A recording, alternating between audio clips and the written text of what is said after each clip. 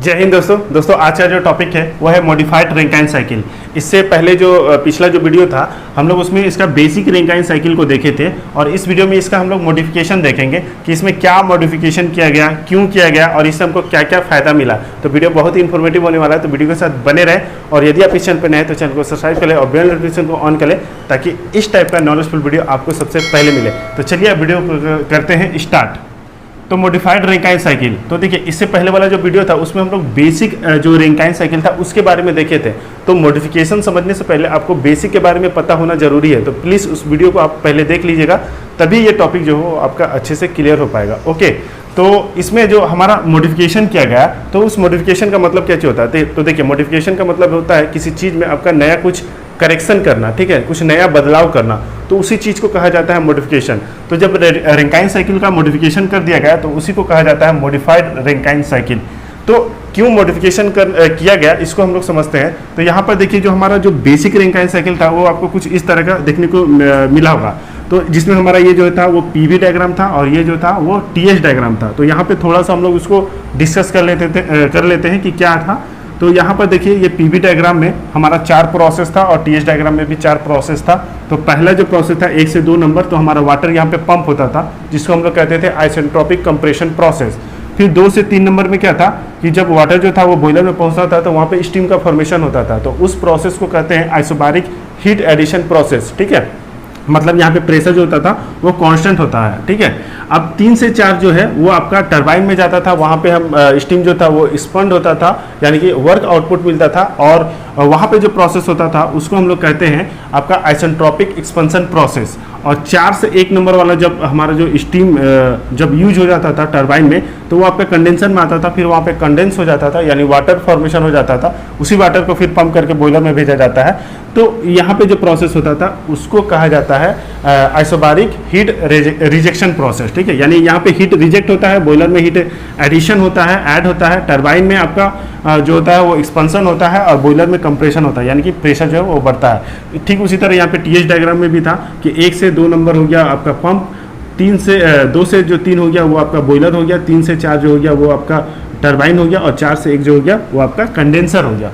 Okay, तो इस basic Rankine cycle में ऐसा क्या प्रॉब्लम आई कि हमको इसका मॉडिफिकेशन करना पड़ा, तो इसको समझते हैं। तो देखिए इसमें मेनली आपको 3 से 4 नंबर तक ही देखना है। जब हमारा स्टीम जो है वो बॉयलर से जब आता है और टरबाइन में जाता है यानी वहाँ पे एक्सपेंड होता है, तो ये जो लास्ट वाला जो पोर्शन है तो यहाँ पर आते आते ना स्टीम में जो होता है वो उतनी एनर्जी नहीं रहती है, क्योंकि यहाँ पे जो है ना फ्रिक्शन काफ़ी ज़्यादा बढ़ जाता है। तो और देखिए कहीं ना कहीं अगर जहाँ पे फ्रिक्शन जो होगा वो ज़्यादा बढ़ जाएगा तो आपका वहाँ पे वर्क डन जो है वो इफेक्टेड होगा।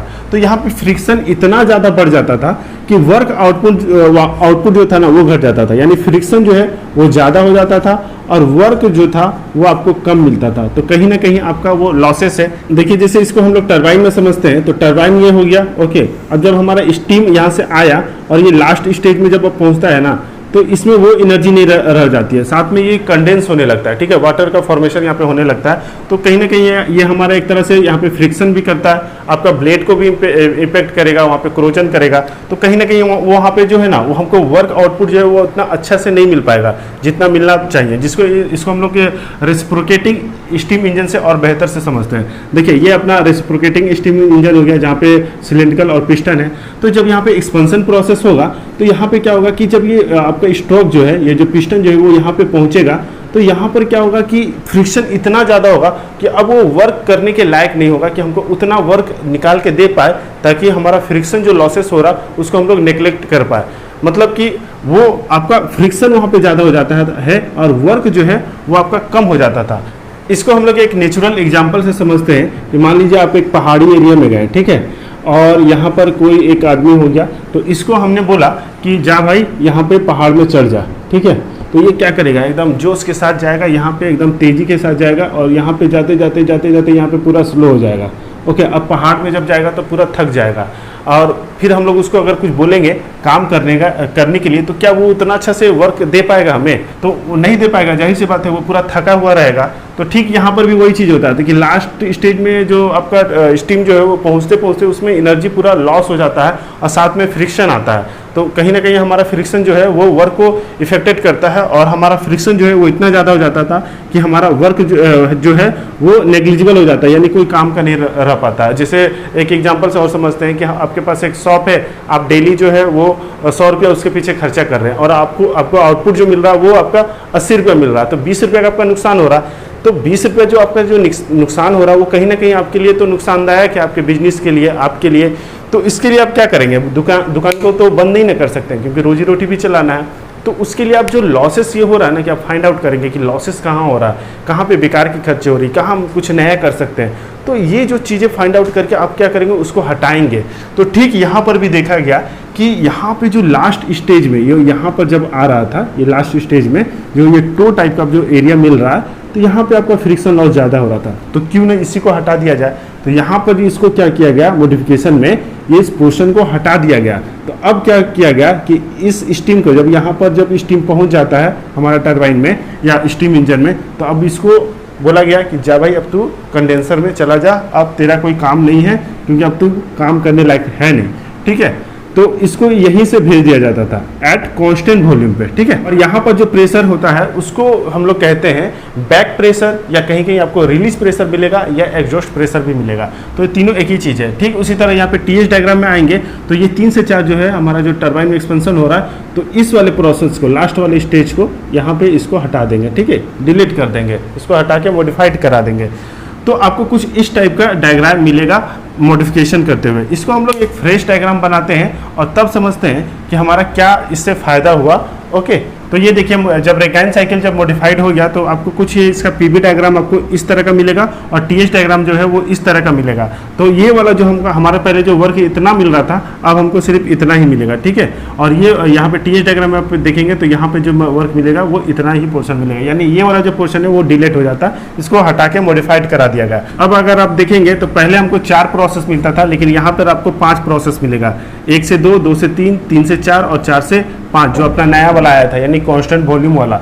तो यहाँ पे चौथा हो गया और 5वां यहाँ पे हो गया। ठीक, टीएच डायग्राम में भी ऐसा होता है। तो आप एक चीज़ तो देख के समझ ही पा रहे हैं कि हमारा जब हम मॉडिफिकेशन किए तो हमारा कहीं ना कहीं जो सिस्टम है वो छोटा हो रहा है। देखिए, यहाँ पे एक्सपेंशन यहाँ तक हो रहा था, अब जो है वो यहीं तक हो जा रहा है। तो हमारा जो सिस्टम है वो छोटा हो रहा, तो एक तरह से हमारा कहीं ना कहीं जो है वो मटेरियल जो है वो सेविंग होगा। ठीक है, जब सिस्टम छोटा होगा तो मटेरियल, हमारा जो सिस्टम को छोटा करने के लिए हमको उसका साइज छोटा करना पड़ेगा, तो एक तरह से मटेरियल हमको हटाना पड़ेगा। तो एक तरह से हमारा क्या कह सकते हैं कि मटेरियल जो है वो सेविंग हो रहा। तो पहला तो फायदा ये हो गया, इसको यहाँ से भी समझ सकते हैं। जैसे यहाँ पे क्या है कि सिलिंड्रिकल बड़ा है, ठीक है, तो अब इस यहीं तक हमको वर्क चाहिए था। ठीक है, यहाँ पे तो लॉसेस हो रहा, तो इस पोर्शन को हम लोग हटा देंगे, तो अब क्या होगा, मटेरियल जो होगा वो यहाँ तक ही आ जाएगा, हमारा साइज इतना तक ही हो गया। तो कहीं ना कहीं हमारा जो है वो मटेरियल सेविंग हो रहा। दूसरा जो है वो फ्रिक्शन अवॉइड हो जा रहा है, यानी फ्रिक्शन को हम लोग हटा दिए। तीसरा क्या है, प्रोसेस जो होगा वो फास्ट हो जाएगा। अब देखिए, इसको पिस्टन को यहाँ तक जाना पड़ता था, लेकिन अब जो है वो यहीं तक जाना पड़ता है, तो हमारा प्रोसेस जो होगा वो फास्ट हो जाएगा। जैसे मान लीजिए यहाँ तक हम पहाड़ को हटा दिए, ठीक है, अब बोले बाबू यहीं तक जा, चढ़ के आ जा, तो कहीं ना कहीं ये जो होगा ये और फास्ट जाएगा और फास्ट होके आ जाएगा। ठीक है, उतना ऊपर उसको जाने की ज़रूरत ही नहीं है। तो क्या होगा, हमारा इस तरह से प्रोसेस जो होता है वो फास्ट होता है। नेक्स्ट जो है वो है नेट वर्क डन मोर। यहाँ आप देखिए, यहाँ पे फ्रिक्शन लॉसेस को हटा दिया गया, तो जो आउटपुट आएगा वो कहीं ना कहीं जो एक्चुअल है वो आपको उतना ही, जो नेट वर्क डन जो आएगा वो इतना ही आएगा।